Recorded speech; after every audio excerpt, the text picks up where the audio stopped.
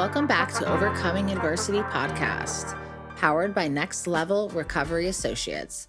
I'm one of your hosts, Amanda Marino, and I'm here today with our podcasting producer, Miss Janine. Janine has StellaMix, so if you're interested in getting a podcast in person here in South Florida, I highly recommend Janine. She's awesome. Well, thank you for that introduction. Wow, Yeah. I love that. Thanks for having me. Thanks for making this all happen for us. That's right. I'm here. Yeah, I'm here for it. We follow you. Oh, I like that. I follow you too. You move and we follow you. So we were talking before and we were saying, like, what can we talk about? I mean, a million things, right? But we decided on talking about podcasting and social media and visibility. So like, what are the benefits of somebody starting a podcast? I mean, I started this one, the first season back in like 2019. So I was early in the game now. Mm-hmm. A lot of people are doing it. So like, what are some of the perks? Good question. With podcasting, there's so many different avenues people can go with. And really, the first question I ask potential clients is this a passion project or is this a business podcast? Is this a hobby that you're really interested in that you could talk about on a daily or a weekly basis that gets you excited and fired up? Yeah. Or is it a tool for marketing that you're utilizing for your business? And a lot of times people have to think about it because I think that people assume that if they have a business, that they have to do a business podcast. Not always the case. I know a lot of, let's say, realtors that don't talk about real estate on their podcast. Yeah. They'll talk about, dating in their 40s, or they'll talk about like something fun and quirky and cool. But real estate's the last thing they want to talk about because at the end of the day, they just want to shoot the shit and have a good time, right? Totally. So the perks of a business podcast, though, to answer your question, would be visibility to your peers. It's a great marketing tool to strategize and for potential clients to get to know you and how you think before you do business with them. Absolutely. Whereas like traditional forms of marketing were flyers or an email marketing campaign where it's kind of stagnant and you don't really get to know the person before you do business with them.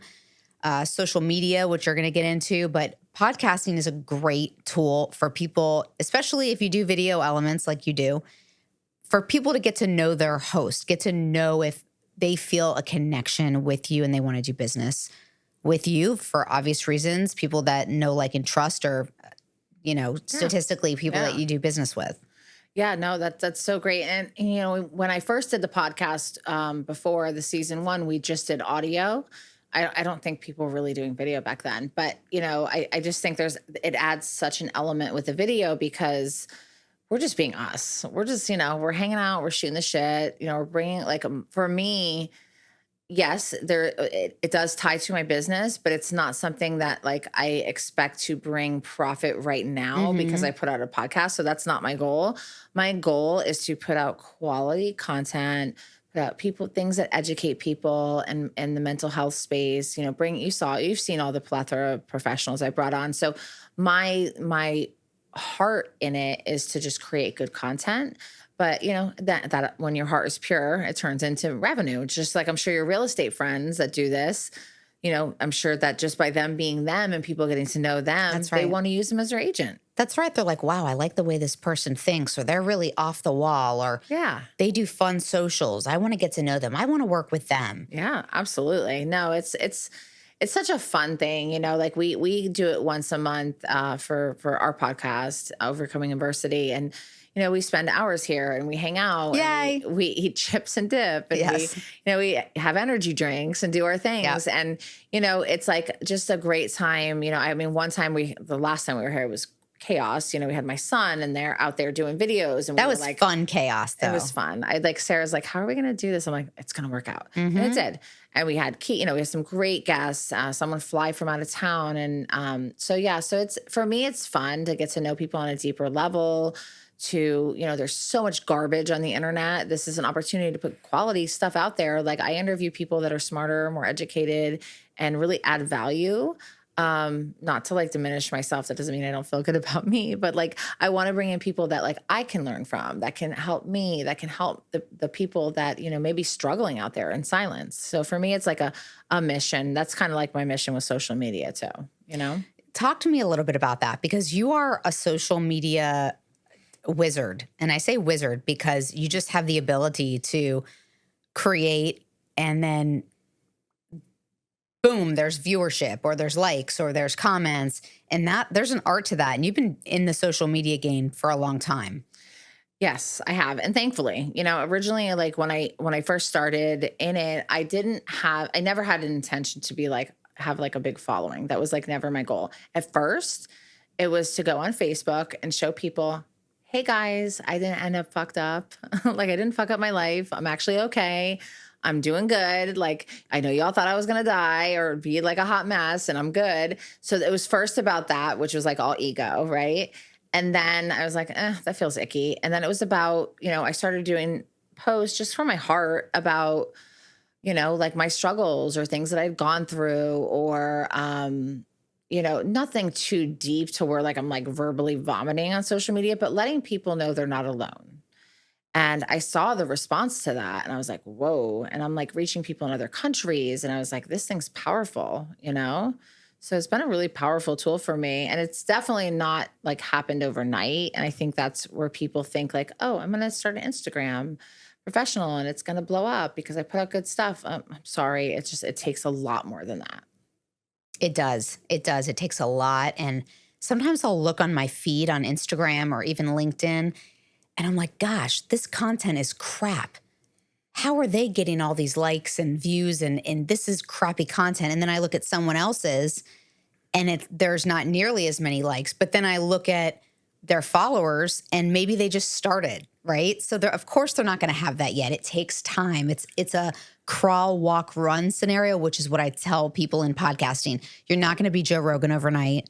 You're not going to suddenly like do a podcast and get a Spotify deal, like Call Me Daddy. You're not going to like, it's not that simple. There's work involved. There's planning involved. There's strategy involved. There's teams of people that are in it. Yeah. So you have to like invest money and time and a good team with all that. And I think you have Absolutely. No, like I'm a big team person. Like I had someone ask me the other day, like, what's the value of like putting out content online? Like, like, how do you monetize that? And I was like, first of all, like if you don't know like any kind of answer to that, I'm probably not your first go-to. Like I want to have people that have like oh no, I know this is like an investment and also like letting people know me and kind of like a business card nowadays, especially now. I don't know if you heard on social media now, all reels, all posts are going to be Googleable. So now like not just like your Instagram won't come up. Like if they Google, like if there's a topic you Specific talk about, posts? specific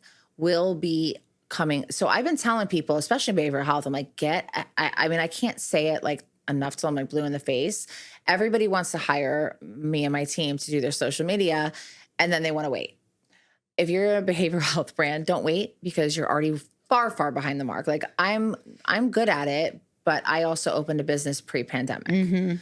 Right. My company, I started at the end of August 2019 and then partnered with Blake January 2021. Our launch date of our official business on paper was March 2020. So that's pandemic. So we had nowhere to go, and at the time it was like a serious struggle and it was like panic mode. How do we do this? We knew how to do everything in person, face to face. And so at the time it was like, just literally like trying to like start a business in a crisis and figuring it out. But it ended up putting next level ahead of the game and also myself ahead of the game. Like people all around the world, when I met them in London, knew who I was when I went to a conference. And I was like, they're like, we watched you start your business. And, and so I realized the power of social media. It could be used negatively. It could be used positively. You know what the best part about it is too? And we've talked about this a lot with like internet trolls and things of that nature. God help me. It takes a lot of guts to put yourself out there in general. Ooh, a lot of guts, a lot of vulnerability, and a very thick skin. And sometimes it's hard. It's really hard when you put your blood, sweat, and tears into creating content and you have some internet troll sitting in their parents' basement, like you were saying, just, hiding behind nonsense because it's easy to hide behind a keyboard. Whereas in podcasting, it's the same thing. As soon as I hit publish, someone's content and their voice is being heard globally. Absolutely. So no, it's terrifying. And it is. And I see why some people are hesitant. especially my clinician friends and psychiatrists, like attorneys, like why some people that have a lot of things that already hang over them, are scared to get out there, but you're the ones that we want to hear from too. That's Like, right. so I go to my friend, my therapist friend's office. I make their first reel with them. I will like be that person and I'll interview them first online, like all that stuff, because I want the quality ones to come out from, and it's not just, so for in my experience, it's not just the internet trolls. It could be someone you knew a decade ago that hates on you because you're doing well.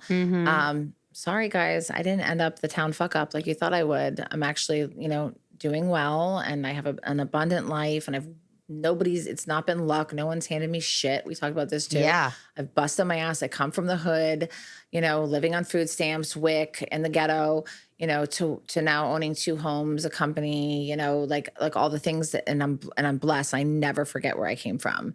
But people don't, maybe they didn't see me in 10 years. They see me and they're like, oh, who the hell do you think you are? And like bring me back to like high school. And I'm like, you're still living there? Because I'm 44 years old. It's amazing. And we talked about this right before we went on. You and I both grew up in very, let's say for lack of better words, like hard economic times, right? Absolutely. And really hard situations where we were both on government assistance for a lot of different things. Yeah. And I grew up in the hood in Lake Worth. And I mean, my husband grew up in Boca, and he wasn't allowed to even go to Lake Worth when he was a teenager because it was like the forbidden land where stuff happens. But I grew up in it, so I didn't know any different. Like, I'm used to, homeless people and all kinds dive of bars. Yeah, and, like it was a normal thing. So like not a lot freaks me out, and I'm kind of blessed that I did grow up in that because I know that I drive a nice car and that I live in a really nice apartment, but I worked for everything I have, and so did you. We both worked for everything. Nothing was handed to us. In fact, part of our addiction and part of our struggle, me being eating disorder, you being drug and alcohol addiction,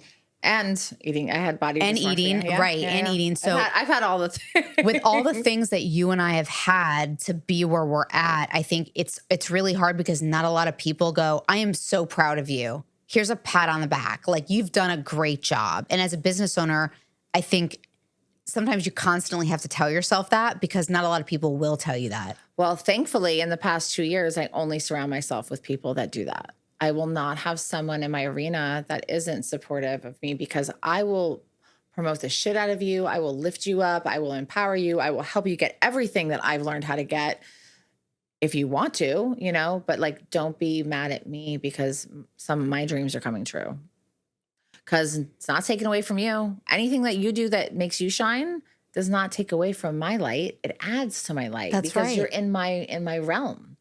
And so thankfully I made some changes in the past few years with some of the people I spent, my time with, and literally every person that God has put in my life has been like mind-blowing supportive. But I had to go through online hate. I had to go through, I actually lost a friend a couple years ago, and I was uninvited to her funeral.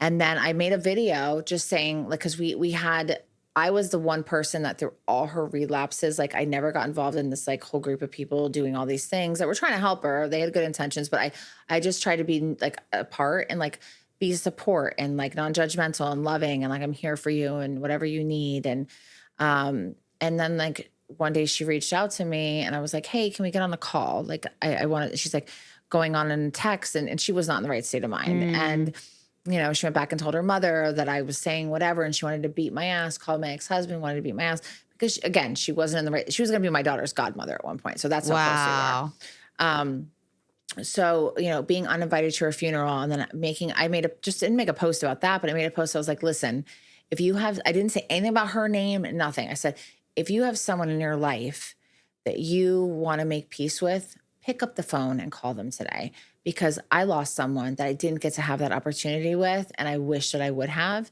And I had one girl I hadn't seen in a decade like go off on me, tell me I was a narcissist and fuck you, using this person's death to like brand and market yourself. And I'm just like, wow, like I can't even imagine. Like, first of all, you haven't seen me in 10 years. You never really knew me. And it was kind of gross, and it really broke my heart. And then my daughter, that was gonna be her godmother, we couldn't go to her funeral. We and the abusive boyfriend were the ones that were banned, and that was really hard at like this phase of my life. Now, back in the day when I was, shit show, me and Amanda, I get that, but I haven't been that in like 20 years. When did this happen? I'd say like 3 years ago. Yeah, it was rough. And then I had to also, when like I guess some woman therapist up in Jupiter had not seen me in like 10 years also, and saw that I was like thriving. And she sent me these messages. How dare you pretend to be a therapist? I remember that. Yeah. Oh, she's not well.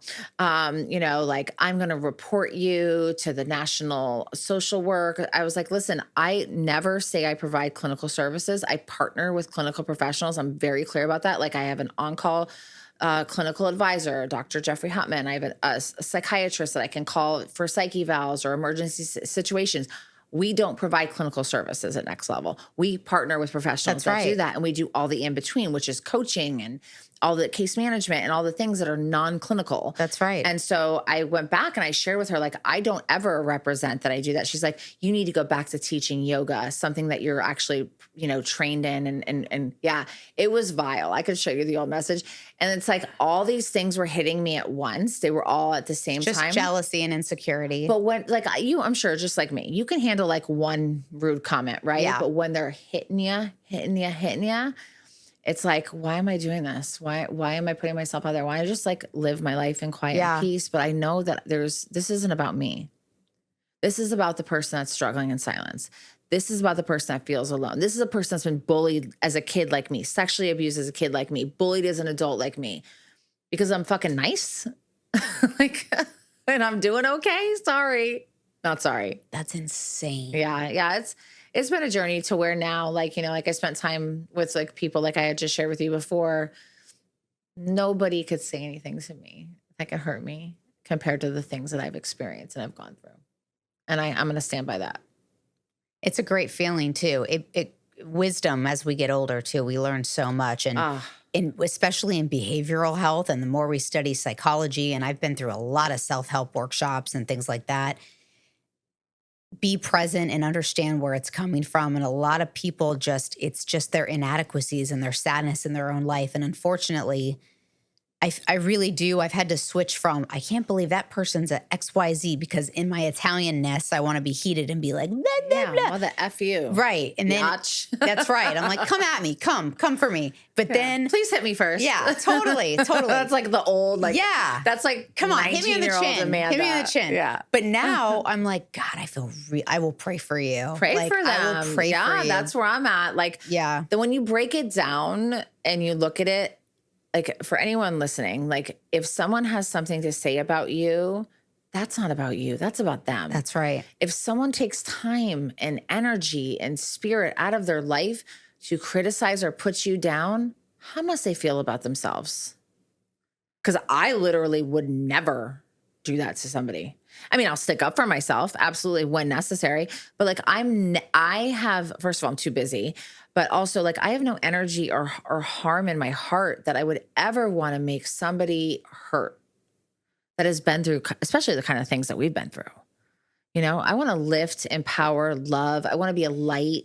I want everyone, like there's no magic to this shit that you and I've done. We've just fucking worked hard and busted our asses, and we keep going. That's right. We've failed at things, but we keep going. We make mistakes. We keep going. We're scared. We do it anyways. Like, that is the difference. There's no, like, when I started my own company, people were like, oh my God, like it was some magic. I'm like, I had an idea and I went for it. Right. And I played the tape through and said, what's the worst case scenario? I have to get a job. Okay, cool. Let's do it. I wore feathers just because of you. Oh, no, I didn't wear feathers today. I was going to wear feathers. Damn it, I wore them yesterday. No, it's all good. Here we go. The intention is here. The intention is here. I'm flowy. Yeah, no, it's just, other people's shit, like this whole, like, let them theory, like Mel Robbins. It's been coined in many different ways, and I love Mel Robbins, but like, it's really about letting people be them. And it's just put in a different way that, like, is a newly digestible way for us. And that's why it's gone so viral. Why is it so popular? Because so many of us struggle with just let them be an asshole, let them talk shit about you, let them say whatever, and keep them far the fuck away. Like you know who you are, work on you, work on yourself, keep your circle small and tight and like with people that want to see you win, and that will talk about you positively in a room that you're not in. You and I are so alike in the sense that maybe it's the Italian culture in our background. And we're South Floridians. We are. We're South Florida Italian chicks and we're badass, right? But that's the cool part of that is I've always grown up with family unit, family circle, family is everything. Don't go against the family, Godfather-esque, love it. But that has taught me to have my circle small. I don't have a lot of people in it at all. And I feel like, I'm very social and I do all those things, but to get to know me and to lift me up and to be that friend. To come into the heart. That's right. That takes work. It does. It doesn't come easy and I definitely don't share. Overshare. Was it always like that or no? No, I used to overshare to everybody. Well, I gave my heart. My therapist told me, she goes, Amanda, you give the good of you away to everybody. Yep. She goes, you need to make people earn it. That's right. And so for the past 5 years I've worked with her, I've really worked on that. But I tend to see the good in people or have blinders on and see what I want to see, Me too. And I have abandonment issues, but like, it's gotten a lot better. Like if somebody distanced themselves from me or like our friendship ended, it would be what's wrong with me. Now I believe that, what's meant to be in my life, who's meant to be in my life will be, and who isn't. And like, I'm totally at peace with that. I will fight for people that are worth it, but I won't go against myself and hurt myself. And I used to do that constantly. And that, I look back at some of the friendships I stepped away from in the past few years, and I can say I don't miss it because I was giving way too much.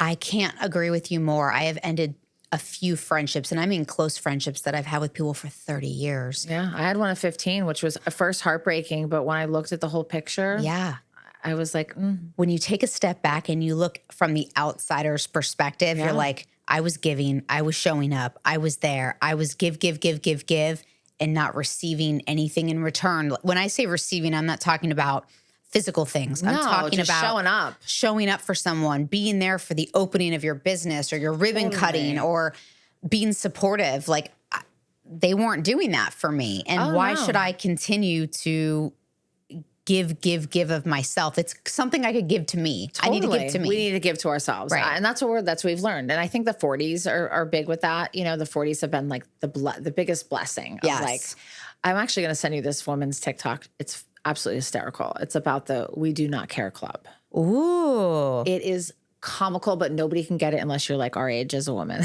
Like I said this to my son and Phil and my kid. They were like, Mom, that's funny for you. But it's fucking funny. Like we do not care, about a lot of shit now. That's right. We give zero fucks, and that's good because like that stuff kept me in like a prison. It kept me in a mental prison. And I remember like when I was buying my house with Phil and I was going to keep my other house as a rental, like I was scared to tell some people in my life. Why should I be scared to tell people that? That's because of rejection of what they're going to say to you because of their insecurity and their mishaps and not believing in you because they don't believe in themselves. Yeah, no, I was scared to tell them because I knew that they wanted it themselves and hadn't even had one home, but like also saw the choices they made financially and the sacrifices I made financially, time away from my kids. I've traveled. My kids are like they're used to it.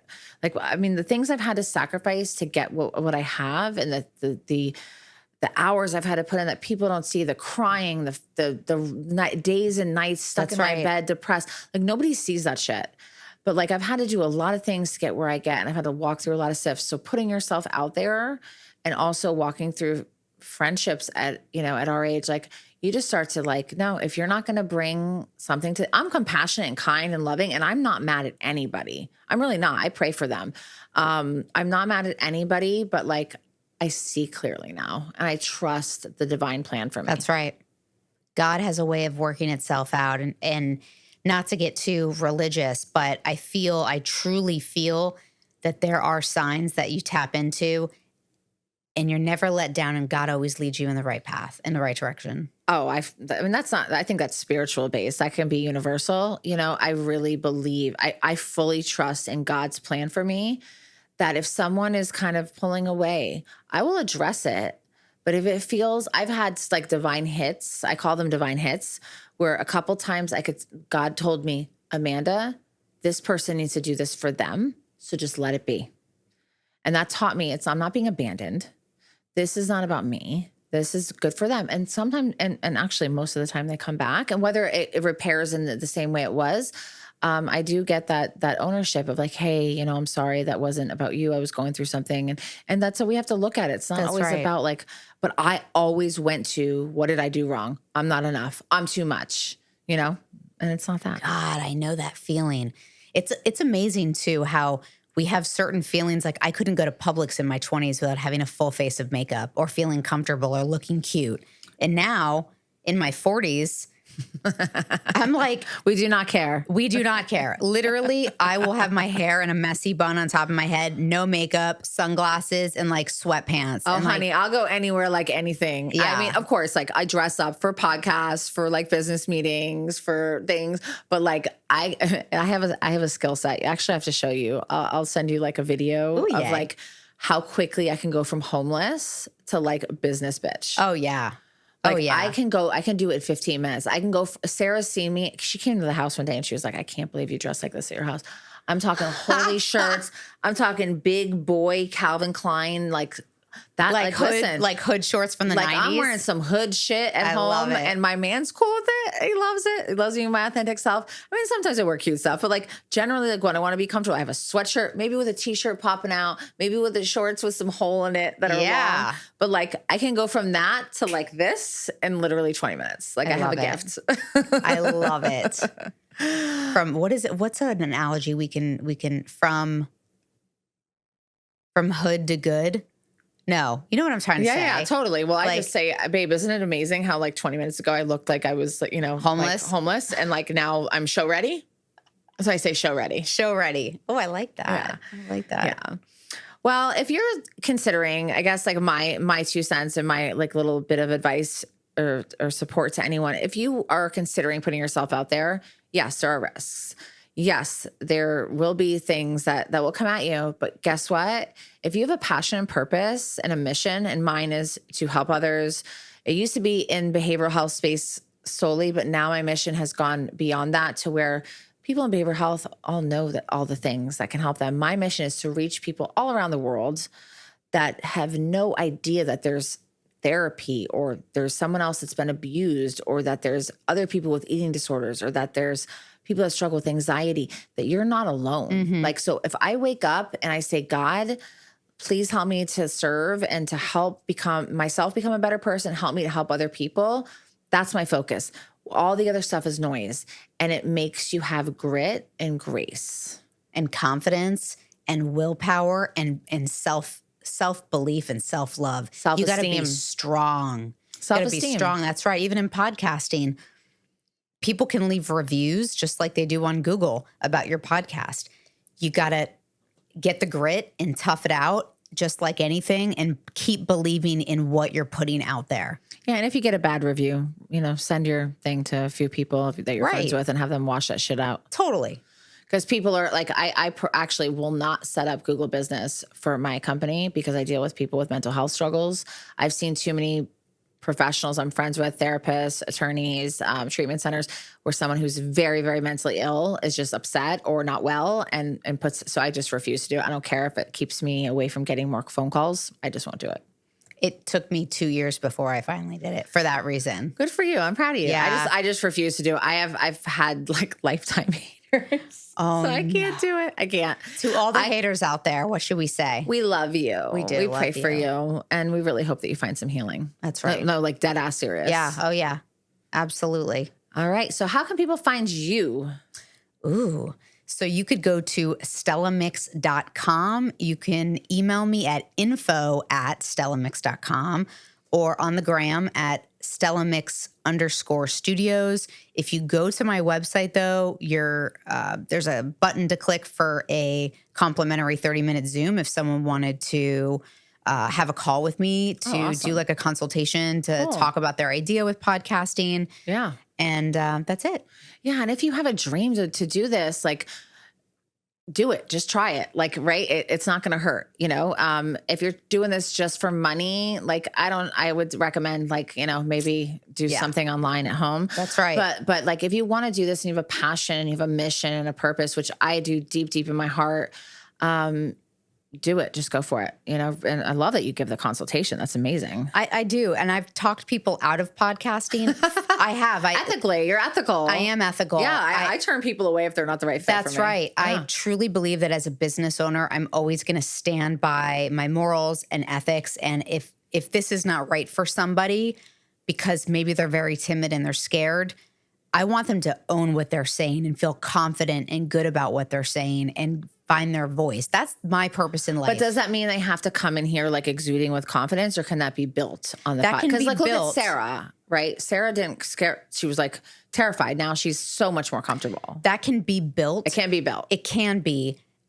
What I shy people away from is if they're not passionate about what they want to talk about, they need to find that before they get on this microphone, because Amen. Podcasting is a commitment if they want it to grow. And if their goal in podcasting is to develop a following and create an audience and really get people going, they need to be consistent. And if they're not loving what they're talking about, they're not going to be consistent. I agree. And then it snowballs. It's like social media, right? Absolutely. Yeah. That's the thing with social media, like my mission and my purpose, like, especially with I'm like screaming, like I said, on the rooftops to behavioral health companies. Now there's a real legit reason. Like, let people know your why, your brand, let them know you. People don't want to just send us some shit that puts up like an image, like a stock image. Like, no one cares about that. No one is going to refer to you. And I have built a massive business with social media, and it's been fruitful, and it's been real, and it's been legit. So, just don't be scared. That's right. Don't be scared. Be you. And if you have a calling and a passion, follow that. Do you. Do you. Actually, that's the name of my retreat. My Costa Rica retreat is called You Do You. I didn't know that, but now I have a little bit of chills. Goosebumps? Yeah. Yeah, You Do You. Look for my retreat coming soon. It's in Costa Rica and Nosara in February 2026. It's going to be really fun. I've been to a lot of retreats, and I don't love the rigid scheduling. So I created one that I like and is a vibe, has some structure and has options. And if you decide you don't want to do shit that day, you don't do shit. That's the best. So anyways, thank you so much for joining me, Janine. You're so welcome. Thank you for having me. I You really Do You appreciate is the message of the day. You can find us at Overcoming Adversity Podcast on all platforms. Please give us 5 stars, share with your friends. If you're interested in podcasting, reach out to Janine. Dude, she's amazing, and we have so much fun together. We do. And look us up at Next Level Recovery Associates. And I'm Amanda Marino. Thank you so much for joining us. This was so much fun. Thank you so much. Woo! You do you. You do you.